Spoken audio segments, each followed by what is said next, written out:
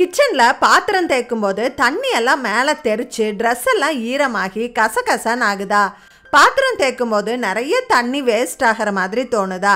Kitchen பைப்பில் தண்ணி இப்படி ஓரமாக விழுகுது, கொஞ்சம் தள்ளி விழுந்தா பாத்திரம் தேய்க்கிறதுக்கு ஈஸியாக இருக்கும்னு நினைக்கிறீங்களா? அப்போது இந்த சின்ன ஃபிட்டிங் வந்து உங்களுக்கு ரொம்பவே யூஸ்ஃபுல்லாக இருக்கும்.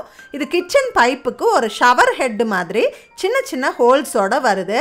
360 டிகிரி ரொட்டேட் பண்ணிக்கிற மாதிரி வருது. லீக்கேஜ் ஆகாமல் டைட்டாக ஃபிட் பண்ணுறதுக்கு இந்த மாதிரி த்ரெட்டு சிஸ்டமும் ஒரு வாஷரும் கொடுத்துருக்காங்க.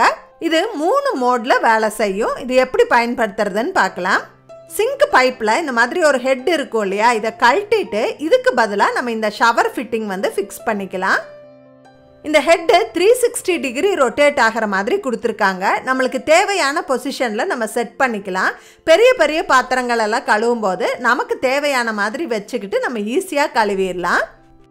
இந்த ஃபிட்டிங்கில் 2 ஷவர் மோடும் ஒரு ஜெட் மோடும் இருக்குது. இந்த ஷவர் மோடில் பார்த்தீங்கன்னா தண்ணி நல்லா அகலமாக ஷவர் மாதிரி வர்றதால நம்ம மேலே தெரிக்காது. தண்ணி வந்து ரொம்ப கம்மியாக செலவாகும்.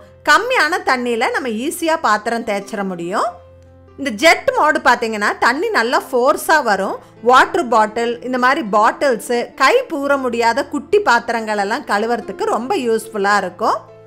360 டிகிரி ரொட்டேட் ஆகிறதால சிங்க்கெல்லாம் கழுவி விடுறதுக்கும் ரொம்ப யூஸ்ஃபுல்லாக இருக்குது. தண்ணி ரொம்ப கம்மியாக தான் செலவாகும். இப்போ இதை நான் கொஞ்ச நாளாக பயன்படுத்திகிட்டு இருக்கேன். ரொம்ப யூஸ்ஃபுல்லாக இருக்குது.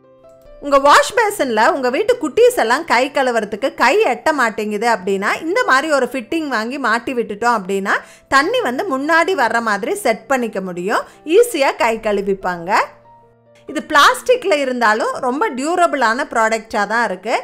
ஒருவேளை உங்களுக்கு பிளாஸ்டிக் வேண்டான்னு நினச்சிங்கன்னா இதே ஃபிட்டிங் நம்மளுக்கு ஸ்டெயின்லெஸ் ஸ்டீல்லையும் கிடைக்குது.